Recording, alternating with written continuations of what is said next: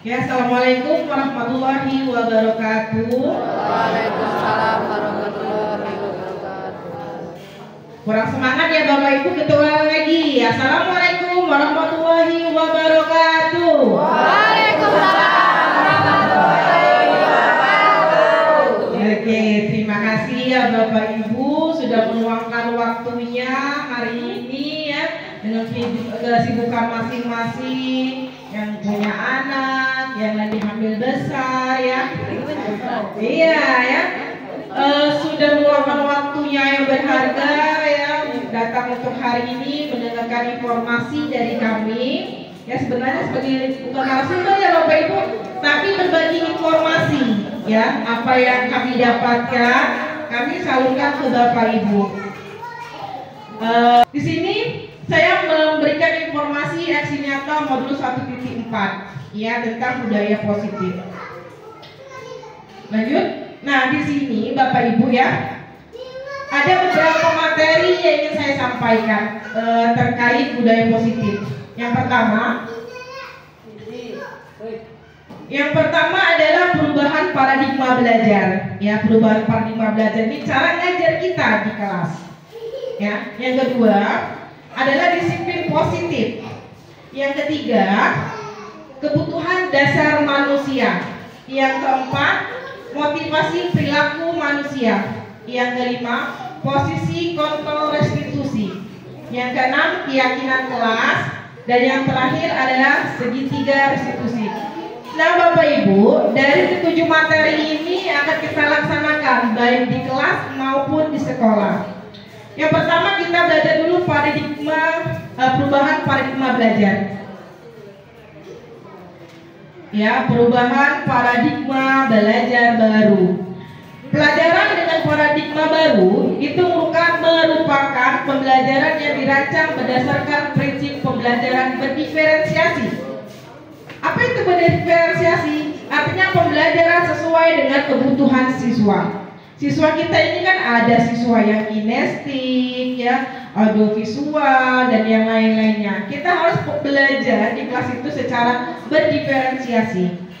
Sebagai murid, sesuai dengan kebutuhannya berdasarkan tahap perkembangannya, ya. Menurut teori psikologi modern, untuk mewujudkan profil belajar Pancasila. Profil belajar Pancasila yang pertama, apa Bapak Ibu? Beriman dan bertakwa pada Tuhan yang Esa, berakhlak mulia, berkebinekaan global, gotong royong mandiri, kreatif dan bernalar kritis. Ya Bapak Ibu ya, jangan kita berdua siswa menghafal, kan kita nggak hafal. Ayo anak-anak, apa profil belajar Pancasila? Ya, siswa jangan hafal, ditanya gurunya, lupa Bu ya.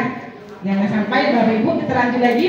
Nah, profil belajar Pancasila ini beriman dan bertakwa pada Tuhan yang Esa, berkebinekaan global, bergotong royong mandiri. Ya, ini adalah profil belajar Pancasila.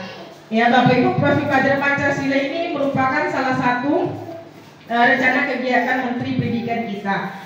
Dia menginginkan seluruh sekolah yang ada di Indonesia ini ya berpacu kepada profil belajar Pancasila. Jadi keenam-enamnya ini atau bisa kelimanya atau enamnya, kalau bisa semuanya kita terapkan di sekolah kita. Kita lanjut. Nah, sekarang disiplin positif. Disiplin positif ini berasal dari kata disiplina. Ya, disiplin itu berasal dari kata disiplina. Mungkin Bapak Ibu sudah tidak asing lagi ya yang namanya disiplin.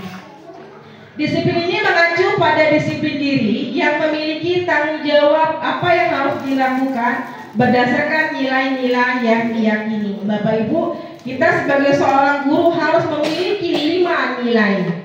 Ya, 5 nilai guru. Yang pertama apa Bapak Ibu? Pembelajaran yang berpihak kepada murid. Yang kedua apa? Bernalar kritis. Yang ketiga, mandiri. Yang keempat, berkolaborasi. Yang kelima, inovatif. Ya, jadi kita sebagai seorang guru harus memiliki 5 nilai ini. Kalau kita memiliki nilai 5 ini, maka maka pembelajaran di kelas maupun pembelajaran di sekolah akan berlangsung secara baik ya. Bapak Ibu, saya belajar juga Bapak Ibu juga belajar. Kemudian disiplin positif ini merupakan salah satu cara penerapan disiplin yang bertujuan untuk menemukan kesadaran ya Bapak Ibu, menemukan kesadaran serta memberdayakan peserta didik tanpa imbalan reward ya Bapak Ibu. Biasanya kita kalau peserta didiknya mendapatkan sesuatu yang bagus ya, kita kasih apresiasi reward. Tapi reward itu tidak berlangsung secara berkesinambungan ya, hanya saat-saat tertentu saja. Nah sekarang kita ubah reward tersebut dengan disiplin positif ya. Kemudian biasanya kita sebagai seorang pendidik memberikan ancaman bagi siswa yang bermasalah atau juga hukuman yang sering kita lakukan sekarang. Kemudian ya, murid yang memiliki disiplin diri sehingga mereka berperilaku pada nilai-nilai universal ya. Nilai universal itu adalah profil belajar Pancasila. Lanjut. Nah sekarang dari disiplin positif kita belajar nilai-nilai kebajikan. Nilai kebajikan adalah sifat-sifat positif manusia yang merupakan tujuan mulia yang ingin dicapai setiap individu. Kemudian nilai kebijakan ini mengaitkan motivasi intrinsik yang terbangun sehingga menggerakkan motivasi diri dalam diri. Ya Bapak Ibu, kita lebih kalau reward itu lebih ke motivasi eksternal ya, tetapi tidak motivasi internal. Sama dengan Bapak Ibu ya, kalau tidak ada motivasi internal hari ini tidak akan datang ke sini ya nggak? Karena tergerak hatinya mau belajar, mau kita KKG ini mendapatkan informasi yang baru, pengalaman yang baru, dan pengetahuan yang baru. Itu adalah motivasi internal. Kemudian nilai-nilai kebajikan ini dicapai untuk mengenalkan profil belajar Pancasila. Balik lagi Bapak Ibu ya, profil belajar Pancasila. Karena Menteri Pendidikan kita Nadiem Makarim semuanya harus menerapkan profil belajar Pancasila ya. Apalagi BPWD sekarang dia mengenalkan literasi dan numerasi. Lanjut. Nah ini adalah kebutuhan dasar manusia. Setiap manusia memerlukan kebutuhan ini ya, pasti itu. Apa kebutuhan apa saja itu ya? Kebutuhan dasar manusia adalah sesuatu yang kita lakukan untuk mendapatkan apa yang kita inginkan ya. Kebutuhannya apa saja itu? Yang pertama yang paling banyak adalah apa? Bertahan hidup Bapak Ibu ya. Kenapa? Kalau bertahan hidup nggak ada lagi tuh di sini ya Bapak Ibu. Kemudian apa lagi yang kita perlukan? Kasih sayang dan rasa diterima ya. Kasih sayang itu sangat perlu sekali, baik itu sebagai pasangan ya, baik itu sebagai teman, sebagai orang tua, sebagai kakak, adik, atau rekan sejawat. Itu kasih sayang diperlukan dan rasa diterima ya Bapak Ibu ya. Kita ke suatu tempat ya, atau kita datang ke sini nih ya, kita melaksanakan KKG, kalau tidak diterima rasanya bagaimana? Tidak dihargai, nggak enak ya rasanya. Oh pengen bawa tas pulang saja ya nggak ya. Tapi kita memerlukan kasih sayang dan rasa diterima. Kemudian apa lagi? Kita memerlukan kebebasan. Nah ya, kita memerlukan kebebasan. Kalau kita terkekang gimana Bapak Ibu? Rasanya gimana kalau kita terkekang? Kayak misalnya pacaran nih ya, nggak pas saya dengan Ibu Rizky. Ibu Rizky, kamu tidak boleh ke sana. Ada Rizky mau sekali ke pantai, ke Tanah Abang itu. Gimana rasanya? Kesal. Apa lagi? Stres. Iya, stres ya. Itu karena tidak ada kebebasan. Jadi kita perlu dalam hidup ini memerlukan yang namanya kebebasan. Tapi jangan terlalu bebas ya Bapak Ibu. Kemudian apa lagi kita perlukan? Kesenangan. Iya ya. Kesenangan ini adalah hal yang mutlak kita perlukan. Have fun ya. Kemudian apa lagi yang kelima? Yang kelima adalah penguasaan ya Bapak Ibu. Kita sebagai manusia harus mempunyai kebutuhan penguasaan. Penguasaan apa saja Bapak Ibu? Banyak. Penguasaan terhadap mengasuh anak itu termasuk bagus ya seorang ibu ini. Dan apa lagi? Penguasaan terhadap karakter siswa ya. Kita harus tahu karakter siswa kita dulu. Bapak Ibu, setelah kita belajar hari ini, kita akan belajar gimana menangani siswa yang bermasalah di sekolah tanpa adanya reward, ancaman, dan hukuman. Kita lanjut lagi. Selanjutnya, motivasi perilaku manusia. Ya Bapak Ibu ya. Apa sih motivasi kita ini sebagai manusia? Yang pertama, menghindari ketidaknyamanan atau hukuman. Yang kedua, untuk mendapatkan imbalan atau penghargaan dari orang lain. Yang ketiga, untuk menjadi orang yang mereka inginkan dan menghargai diri sendiri. Ya, ini adalah motivasi perilaku manusia ya. Manusia ini haus akan yang namanya menghindari ketidaknyamanan atau hukuman. Ya kan Bapak Ibu ya? Wah, kok hadir hari ini? Kalau nggak hadir nanti dipanggil Pak Iwan. Ya nggak ya? Nggak ya Bapak Ibu ya. Kemudian apa lagi? Mendapatkan imbalan dan penghargaan dari orang lain. Ya. Contohnya apa?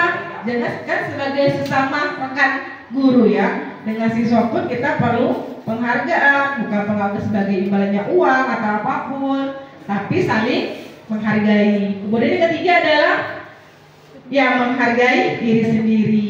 Lanjut. Kemudian konsep disiplin dengan identitas yang gagal. Nah, ini adalah disiplin yang gagal ya, yang gagal karena kami belajar pembelajaran menurut Ki Hajar Dewantara. Ini disiplin yang gagal. Yang pertama, kita belajar selalu kita gunakan ya setiap hari. Maka sekarang kita masih gunakan. Yuk kita sama-sama belajar, kita rubah mindset kita dalam menghadapi permasalahan terhadap murid. Yang pertama, konsekuensi. Konsekuensi ini penguatannya jangka pendek. Ya, kemudian konsekuensi ini perlu monitoring berkelanjutan. Kemudian murid perlu menghormati peraturan. Kemudian kehilangan waktu untuk merenungi kesalahan. Ini adalah konsekuensi. Kemudian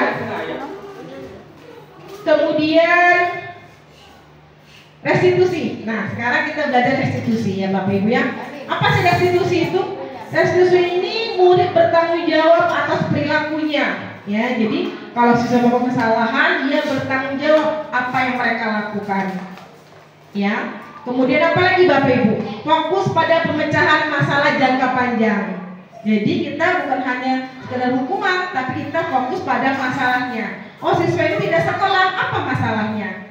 Ya, Bapak Ibu misalnya. Kemudian apa lagi? Murid menghormati dirinya dan orang lain. Kemudian murid bersemangat memperbaiki kesalahannya Bapak Ibu ya. Kita sering mendengar, kita sering menonton di televisi, mungkin Bapak Ibu juga sudah mendengar berita ya. Ada seorang guru ya, guru agama ya. Dia menyuruh siswanya untuk sholat. Taunya matanya yang hampir hilang. Ya, itulah kenapa Bapak Nadiem Makarim ya kita menyuruh kita untuk guru penggerak. Kita belajar yuk sama-sama kita mengatasi murid supaya murid itu tidak dendam dengan kita. Ya, dan permasalahannya pun selesai. Kita lanjut. Nah, restitusi. Apa sih restitusi itu? Mungkin Bapak Ibu pernah berpikir ya, apa sih restitusi itu? Restitusi adalah proses menciptakan kondisi bagi murid untuk memperbaiki kesalahan mereka. Ya, jadi restitusi ini adalah suatu kegiatan yang menciptakan bahwa murid itu bisa memperbaiki kesalahannya. Ya Bapak Ibu, misalkan siswa tersebut jarang sekolah, kita lakukan nanti segitiga restitusi, nanti ada di belakangnya. Restitusi ini kita cari tahu dulu apa permasalahannya, kenapa dia tidak sekolah. Jangan langsung ngejudge, kamu tidak sekolah, kamu ini. Langsung kasih hukuman, seharusnya jangan ya Bapak Ibu. Kita gunakan restitusi. Kemudian apa lagi? Nah, ciri-ciri restitusi ini ya bukan untuk menebus kesalahan. Ya, jadi manfaatnya restitusi ini bukan untuk menebus kesalahan ya Bapak Ibu. Kemudian memperbaiki hubungan. Nah, ini ya kebiasaan kalau kita ini habis marahin siswa, ya Bapak ya. Siswanya marah dengan kita, benci dengan kita. Ibaratnya kata bahasa kita luat Bapak Ibu dengan kita ya. Itulah kenapa terjadi kalau gurunya pulang, siswanya dendam, dia petek lah ya, atau apalah. Karena apa? Karena dia tidak memperbaiki hubungannya dengan siswa. siswa. Berapa lagi? Tawaran, bukan paksaan. Ya, jadi memperbaiki masalah bukan dipaksa, tapi kita menawarkan. Ya, menawarkan dengan siswanya. Kemudian apa lagi Bapak Ibu? Fokus pada karakter, bukan tindakan. Jadi kita fokus kepada siswanya. Apa permasalahan siswanya? Ya, jadi banyak sekali tugas kita Bapak Ibu ya. Semoga gaji kita ditambahkan. Amin ya. Oleh siapa? Kemudian apa lagi? Fokus pada solusi. Ya, jadi kita ini kalau restitusi dia fokus pada solusi, bukan hukuman, bukan ancaman, tapi solusinya. Oh, siswa ini sering malas, gimana solusinya? Oh, siswa ini dia tidak bisa baca, pas di belakang nggak kelihatan. Oh, ternyata matanya minus, ya nggak? Solusinya apa Bapak Ibu? Taruhkan di depan. Masih kurang, pakai kacamata. Itu namanya solusi. Ya, bukan sambil kita marah-marah dengan siswa. Kenapa kamu bisa lulus? Kenapa ini? Itu bukan solusi. Kemudian apa lagi? Menuntun untuk melihat ke dalam diri. Kita masuk ke dalam siswa ya. Apa yang siswa butuhkan? Ya, lanjut.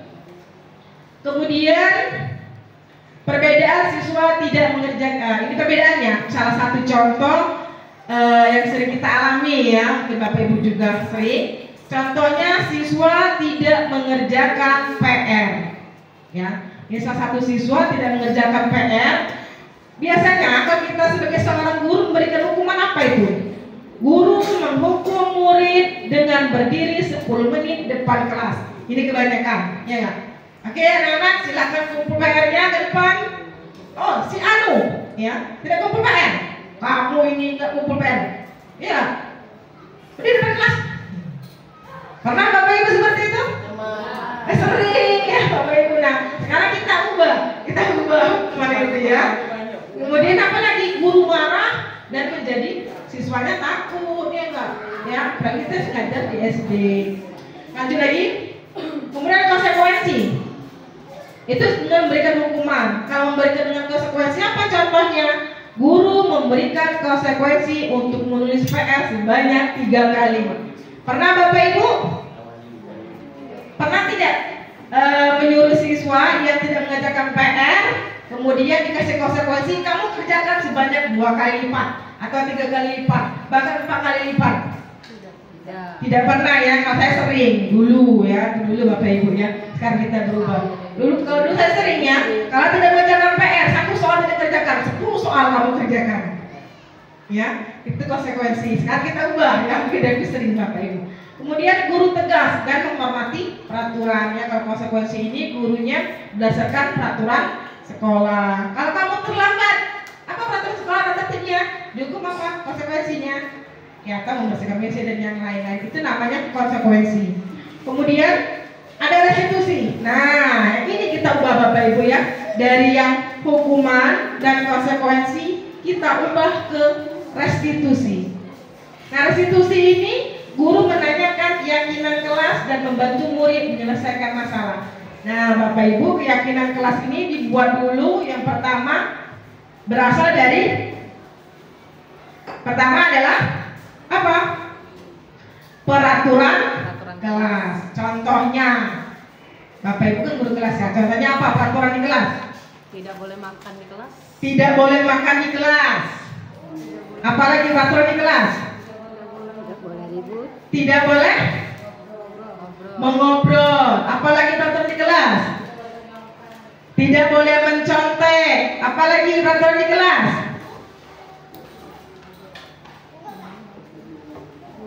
Apa? Atau tidak banyak peraturan, pada ngajar saja. Gak ada Bapak Ibu ya. Apa peraturan di kelas? Ya kalau kita ngajar di kelas harus punya. Yang pertama peraturan. Kalau nggak ada peraturan, ya peraturan harus dilanggar, nggak Bapak Ibu ya. Apalagi? Ya tidak boleh mencontek, tidak boleh makan di kelas, tidak boleh harus piket kelas. Kemudian apa lagi? Nah, peraturan ini Bapak Ibu sendiri yang buat ya. Berdasarkan apa? Berdasarkan kesepakatan kelas. Ya Bapak Ibu, mulai sekarang yuk kita sama-sama di kelas kita buat peraturan kelas. Dengan apa? Dengan kesepakatan dari siswanya sendiri. Contohnya, oke anak-anak, kita sekarang buat peraturan kelas. Yang pertama apa? siswanya ya. Tidak boleh makan di kelas, kita tulis. Kemudian apa lagi? Dari siswanya, Bapak Ibu ya, bukan dari kita. Dari siswanya, tidak boleh minggat, kita tulis. Ya, apapun peraturannya sesuai dengan apa ya siswa. Iya, dengan pemikiran mereka, karena mereka sendiri yang mencetuskan. Nah, dari peraturan itu kita buat yang namanya keyakinan kelas. Ya, harus ada Bapak Ibu ya. Jadi mulai dari sekarang, hari Senin nanti Bapak Ibu guru maupun guru mapel, baik itu guru kelas ya, kita harus mempunyai keyakinan kelas. Supaya apa? Supaya kelas kita tertib. Supaya kalau kita siswanya bermasalah, kita bisa menanyakan keyakinan kelas. Siswanya melanggar tidak mengerjakan PR, kita tanyakan keyakinan kelas apa yang kamu langgar, sesuai dengan peraturan kita buat pada saat masuk tadi Bapak Ibu ya. Jadi tidak serta-merta kita marah dengan siswa, kita ada alasannya, kita tanya dulu keyakinan mana yang kamu langgar ya. Kemudian guru terbuka dan murid menghormati dirinya dan orang lain ya. Bapak Ibu, dengan seperti itu maka siswa tidak akan dendam dengan kita ya, tidak akan marah dengan kita, tidak akan luar lah bahasa kita, tidak akan pulangnya nanti mungkin ban motor kita kempeskan ya. Kebanyakan ya Bapak Ibu ya, tapi untungnya di sekolah kita tidak ada ya, alhamdulillah. Lanjut lagi. Nah, ini posisi kontrol guru Bapak Ibu, kita harus mempunyai posisi ini ya, dimana setelah disurvei posisi kontrol guru ini ada 5. Yang pertama sebagai penghukum, yang kedua pembuat rasa bersalah, dan yang ketiga teman, yang keempat sebagai pemantau, dan yang kelima sebagai manajer. Enak sekali Bu ya, sebagai manajer. Nggak jadi manajer di perusahaan, manajer di kelas pun jadilah. Iya gak ya? Bu, nggak kesampaian manajer di perusahaan. Jangan bahwa orang mau jadi manajer, jadi staf saja susah ya. Nggak apa-apa Bapak Ibu, kita jadi manajer di kelas kita sendiri ya. Nah, dari kelima ini posisi mana yang paling baik menurut Bapak Ibu? Dari 5 posisi ini, posisi mana yang paling baik? Teman. Sebagai teman, apalagi? Pemantau. Apalagi? Manajer. Apalagi? Yang paling baik adalah sebagai seorang Teman. manajer ya. Dari kelima ini yang paling baik adalah posisi sebagai seorang manajer ya. Dijelaskan kenapa sebagai seorang manajer. Lanjut Ibu Yuyun. Next.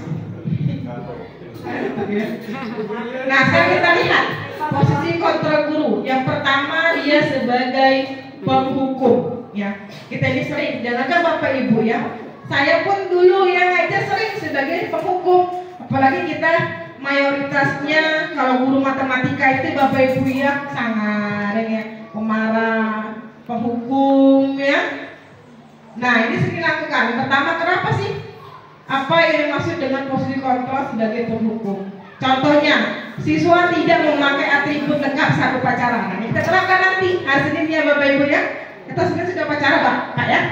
Nah, contohnya permasalahan tidak memakai atribut lengkap. Hukuman, kalau kita kasih hukuman apa? Berdiri di depan barisan. Ya nggak Bapak Ibu ya? Ayo sini. Ya. Yang enak. Sini. Baris ke sini. Baris. Ya. Itu adalah hukuman. Terus apa lagi? Membuat rasa bersalah. Datang ya, sudah upacara datang gedek-gedek Bapak Ibu gurunya. Nggak apa-apa, kita belajar lah Bu ya. Nah, saya juga belajar. Berapa kali Bu guru harus beritahu kamu? Guru kecewa sama kamu ya. Apalagi sudah lihat kita guru kelasnya nggak, yang baru depan itu si Anu ya. Tunggu. Sudah pacaran baru kita ngomong ya. Sebagai merasa bersalah. Kemudian apa lagi? Sebagai teman. Ayolah buat Bu guru ini bangga. Ayolah buat Pak guru ini bangga sama kamu. Ini posisi sebagai teman ya. Kemudian apa lagi? Kali ini tidak apa-apa, tapi lain kali ya enggak ya? Sering tidak Bapak Ibu? Sering tidak Bapak Ibu? Pernah sudah sama. Kemudian kalau posisi sebagai pemantau, apa Ibu? Kamu sudah melanggar apa peraturannya dan konsekuensinya? Kamu sudah melanggar aturan sekolah, tidak memakai atribut, maka konsekuensinya apa? Misalnya disuruhkan membersihkan lapangan, ya, itu sebagai pemantau. Nah, yang terakhir ini yang paling bagus adalah posisi seorang manajer, ya Bapak Ibu. Nggak jadi manajer di perusahaan besar, jadilah perusahaan kecil. Perusahaan apa? Perusahaan kelas kita. Ya, kita tanyakan dulu, apakah kamu tahu kesalahanmu? Ya, ibaratnya kita menyadarkan mereka. Kamu salah tidak? Kamu sadar tidak kesalahan kamu apa? Ya, ini sebagai seorang manajer. Kemudian apa lagi? Kira-kira apa yang akan kamu lakukan untuk memperbaiki kesalahanmu? Datang siswanya. Kamu tahu tidak kamu salah? Pasti jawabnya tahu Bu. Apa kesalahanmu? Tidak memakai atribut. Kira-kira apa yang akan kamu lakukan untuk memperbaiki? Ya, untuk memperbaiki kesalahanmu, memperbaiki supaya kamu memakai atribut. Dijawabnya beli Bu. Nah, silakan, sudah tahu jawabannya, selesailah masalah kita, ya Bapak Ibu. Kemudian lanjut. Kemudian keyakinan kelas. Nah Bapak Ibu, kita perlu sekali yang namanya membuat keyakinan kelas. Kenapa? Karena pada saat siswa melanggar, kita bisa menanyakan keyakinan ini. Ya, keyakinan ini dibuat dulu di kelas. Ya Bapak Ibu ya. Yang pertama, mengapa kita memiliki peraturan harus menggunakan helm bila mengendarai roda 2? Pertanyaannya, mengapa kita memiliki peraturan harus menggunakan helm bila menggunakan sepeda motor? Kenapa sih kita harus gunakan helm pada saat berkendara? Ya, biar aman. Apalagi? Tidak ditilang. Biar tidak panas ya. Biar apa? Tidak ditilang. Biar tidak ditilang. Itu yang utama ya. Biar kita tidak kena tilang. Kemudian apa lagi? Kenapa kita gunakan helm pada saat bersepeda? Bermotor ya. Iya, menghindari kecelakaan. Apalagi Pak Asep? Banyak ya, kalau Ibu Rizky katanya menghindari panas Bu, ya enggak ya? Supaya apa? Skincare-nya enggak luntur. Misalnya ya Bapak Ibu ya, yang paling penting adalah menghindari yang supaya tidak kecelakaan, keselamatan ya, yang pasti adalah keselamatan. Karena kenapa? Kepala ini adalah bagian yang paling penting. Kalau Pak Sultan kepada aku motor pakai helm nggak Pak? Pakai Pak ya. Kenapa? Supaya helm itu adalah pelindung kita. Kita kan nggak tahu ya di jalan. Kalau kita jatuh atau apapun, kita butuhin namanya helm. Sama dengan keyakinan kelas. Kenapa kita perlu keyakinan kelas? Membantu kita sebagai seorang guru. Dia yang membuat keyakinan, kita sepakati, dia yang melanggar, dia yang memperbaikinya Bapak Ibu ya, dari dia sendiri. Bila perlu pada saat membuat keyakinannya, kita buat video. Jadi pada saat kita memanggil orang tuanya ya nggak ke sekolah, kita tunjukkan ke mereka. Yang Bapak Ibu, lanjut lagi. Pertanyaan kedua, mengapa kita memiliki peraturan harus ya, datang tepat waktu pada saat pelatihan, pada saat ngajar, misalnya ya Bapak Ibu ya. Kenapa kita harus datang tepat waktu pada saat pelatihan? Iya, menghargai yang mengundang. Apalagi? Kenapa kita harus datang tepat waktu? Waktu adalah uang. Waktu adalah uang, time is money ya. Apalagi? Iya betul, agar tidak ketinggalan materi yang bersama Bapak Ibu. Itu yang paling penting ya Bapak Ibu, agar materi yang disampaikan tidak ketinggalan, ya, agar tidak bertanya-tanya, ya, agak apa sih? Materi sudah dipaparkan, kita baru datang, zoom kita dapatkan ujung-ujungnya bertanya-tanya, ya. Itu juga kenapa? Perlu keyakinan kelas. Itu juga salah satu alasannya Bapak Ibu ya. Lanjut lagi. Nah, sekarang pembuatan keyakinan kelas Bapak Ibu ya. Yuk, kita sama-sama Bapak Ibu guru, kita berubah menjadi lebih baik lagi ya. Kita buat keyakinan kelas kita masing-masing ya. Guru mapel pun bisa ya, jangan bukan guru kelas, kita pun guru pemapel bisa Bapak Ibu ya. Jangan minder menekankan guru mapel ya. Tetap semangat belajarnya, belajar ngajar Bapak Ibu ya. Yang pertama, lebih abstrak dari peraturan. Kemudian apa lagi? Berupaya pernyataan universal. Apalagi manfaatnya? Dibuat dalam bentuk positif. Kemudian apa lagi? Sedikit saja agar mudah diingat. Kemudian apa lagi? Sesuai dengan kondisi kelas. Kemudian apa lagi? Semua murid dilibatkan. Ya, ini adalah tata cara pembuatan keyakinan kelas ya Bapak Ibu ya.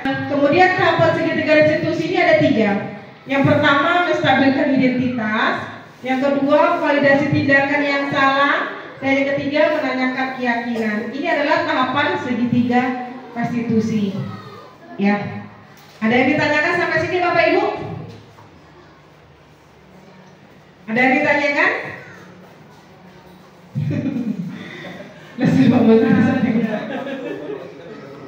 Iya, waktunya 30 menit Bapak Ibu ya, 30 menit. Mau lebih sedikit juga nggak apa-apa ya. Mau sejam, jangan kebanyakan. Boleh ya Bapak Ibu. Kalau tidak ditanyakan itu saja ya. Semoga apa yang saya sampaikan meskipun bosan ya bagi Bapak Ibu guru, yang terpenting kewajiban saya adalah menyampaikan informasi. Mau Bapak Ibu resapi, mau Bapak Ibu laksanakan, itu kembali lagi kepada Bapak Ibu guru. Ya, itu saja saya sampaikan. Saya ucapkan wassalamualaikum warahmatullahi wabarakatuh.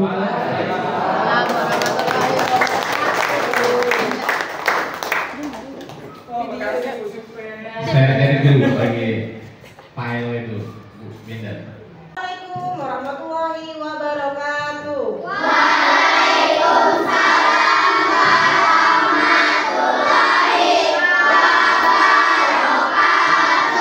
Nah, hari ini kita akan membahas tentang keyakinan kelas ya. Apa sih manfaat keyakinan kelas ini? Keyakinan kelas ini manfaatnya untuk kita semua ya.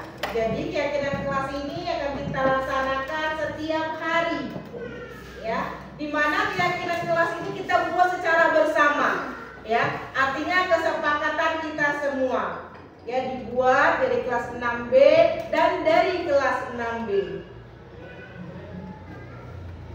Kemudian apa sih ya pengertian keyakinan kelas itu? Keyakinan kelas merupakan sebuah nilai-nilai kebajikan universal yang telah disepakati secara tersirat dan tersurat. Dan keyakinan kelas ini merupakan salah satu disiplin positif yang dapat diterapkan dalam membangun budaya positif.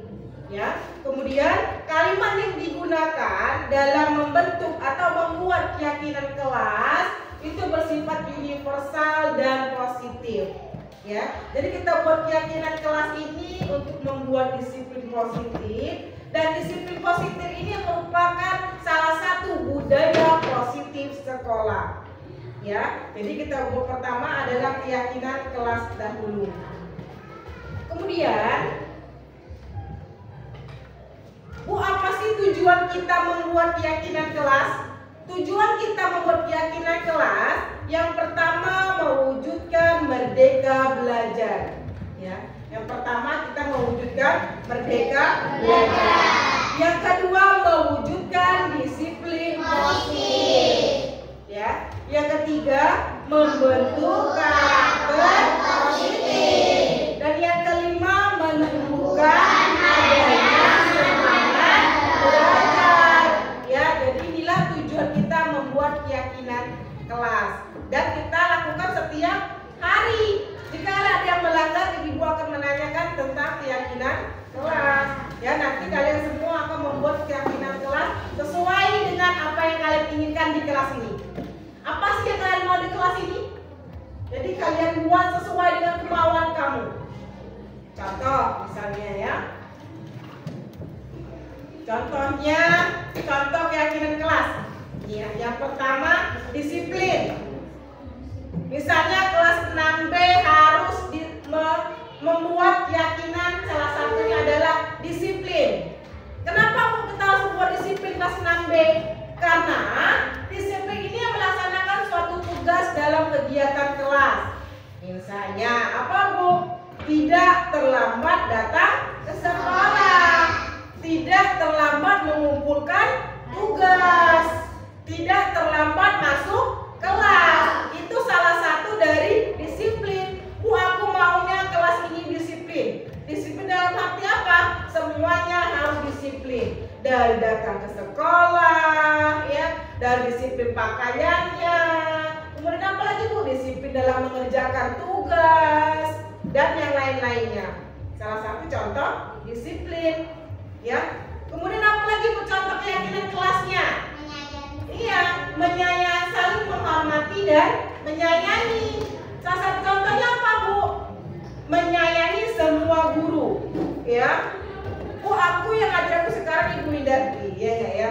Tapi, aku tidak diajarkan sama Ibu Mirawati, ya. Tidak diajarkan sama Pak Asepudin misalnya, ya. Tapi tetap dia adalah guru kamu. Setiap kamu ketemu dia harus menyapa.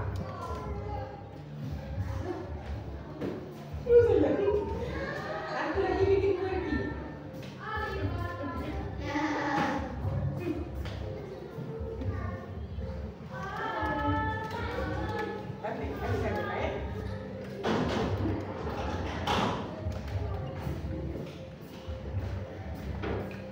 Lanjut lagi ya. Jadi meskipun semua guru kita tidak mengajarkannya sekarang, tapi semua guru kita harus menghormati. Bukan dalam artian hormat Bu, hormat Pak, bukan. Tapi kita menghargai yang lebih tua. Kalau ketemu di jalan dengan Pak Aseng misalnya, kita harus hormat, harus menyapa Pak, ya. Terapkan 5S. Senyum, salam, sapa, sopan, santun. Ya. Kemudian apa lagi Bu? Bekerja sama dengan teman. Maksudnya bekerja sama dengan teman ini pada saat kerja kelompok, ya, kalian kerja sama, bukan sendiri-sendiri. Ya. Kemudian apa lagi Bu? Ya tadi ya, saling menghargai. Contohnya apa Bu? Ada teman yang membaca di depan, Ibu suruh baca di depan, ya. Cara menghargainya gimana Bu? Mendengarkan. Kita nggak boleh bicara, kita mendengarkan teman kita yang berbicara. Seperti itu. Paham? Ada yang ditanyakan? Tidak. Jadi Ibu akan membagikan sticky note, ya. Sticky note ini Ibu akan bagikan ke kalian. Kalian tulislah apa yang kalian inginkan di kelas ini. Keyakinan kelas apa saja yang akan kalian buat di kelas kita. Ya, tidak usah mencontohkan teman kamu. Yang penting aku maunya apa sih di kelas ini? Kita semua nanti sepakati. Ya, jadi kita buat dulu keyakinan kelas. Sudah buat keyakinan kelas, baru kita sepakat. Oh, inilah keyakinan kelas 6B. Ya, jadi mulai besok kita langsung melaksanakan keyakinan kelas. Contohnya apa Bu? Misalkan si Isan dia buat disiplin. Artinya mulai besok tidak ada yang terlambat ke sekolah, tidak ada yang tidak piket, tidak ada yang mencontek dan yang lain-lainnya. Paham? Ada yang ditanyakan? Tidak ada. Kemampuan berapa? Terserah kalian, sebanyak-banyak mungkin. Ini membagikan, kalian tulis.